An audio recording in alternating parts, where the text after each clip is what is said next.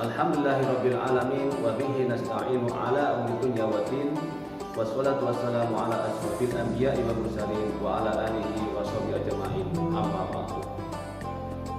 Ayah bunda yang saya hormati, anak-anakku kelas 1 sampai kelas 6 SD Ihsan Amanah yang saya banggakan, yang saya cintai. Di pagi hari ini, perkenankanlah Pak Yakin akan memberikan sebuah kisah teladan yang berjudul Pengikut Para Nabi Selamat dari Wabah Penyakit. Anak-anakku yang saya banggakan, yang saya cintai, kisah ini terjadi pada masa Khalifah Umar bin Khattab. Diceritakan Khalifah Umar bin Khattab bersama para sahabatnya berjalan dari Madinah menuju negeri Syam. Dalam perjalanan itu, mereka berhenti di daerah perbatasan sebelum memasuki Syam karena mendengar ada wabah yang melanda di negeri tersebut, yaitu sebuah penyakit yang menular. Kala itu, Umar bin Khattab memutuskan kembali ke Madinah dan tidak melanjutkan perjalanannya ke Syam. Sahabat lainnya menanyakan, kenapa Umar kembali ke Syam? Kenapa Umar tidak melanjutkan perjalanan ke Madinah? Dan kenapa Umar lari dari takdir Allah Subhanahu wa Ta'ala?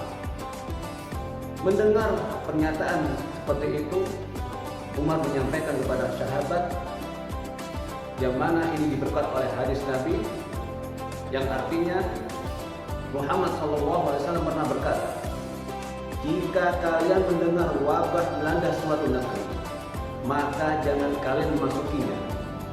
Dan jika kalian berada di daerah itu, janganlah kalian keluar untuk lari darinya.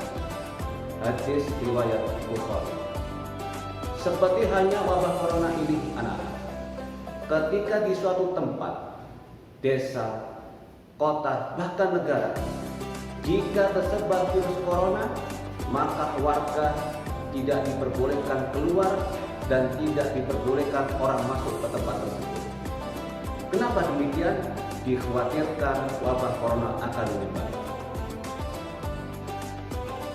Sahabat Amr bin As, pemimpin Syam pada saat itu menyampaikan, wahai kalian manusia, penyakit ini menyebar layaknya kobaran api.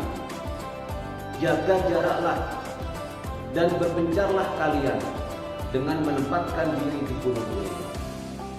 Dengan kesabaran, doa, ikhtiar, akhirnya wabah itu berhenti layaknya api yang padam. Sabar, kita tidak keluar kemana-mana. Berdoa agar wabah ini cepat selesai. Ikhtiar, berusaha mencari obat untuk kesembuhan. Anak-anakku yang saya banggakan, yang saya cintai, bentuk ikhtiar kita yaitu berobat. Suatu ketika Nabi Muhammad SAW berusia 7 tahun. Beliau pernah sakit di masa kakeknya, yaitu Abdul Muthalib. Yang mana di Mekah itu banyak para tabib, banyak para dokter. Mereka belum bisa menyembuhkan sakitnya Nabi Muhammad SAW. Kemudian banyak penduduk menyampaikan, memberikan saran kepada Abdul Muthalib. Abdul Muthalib di daerah Ukas itu ada orang yang pintar, ada tabib, ada dokter. Mungkin beliau bisa menyembuhkan atau memberikan sebuah obat kepada cucumu, yaitu Nabi Muhammad SAW, agar segera sembuh. Mendengar perkataan seperti itu, kakek Abdul Muthalib dan Nabi Muhammad SAW segera bergegas untuk menemui tabib yang disarankan oleh penduduk Mekah itu. Tabib itu akhirnya memeriksa dan memberikan ramuan kepada Nabi Muhammad SAW. Tak lama kemudian, dengan perantara obat itu, Nabi Muhammad SAW akhirnya sembuh. Oleh karena itu, bentuk ikhtiar Nabi Muhammad adalah berobat. Semua penyakit itu pasti ada obatnya.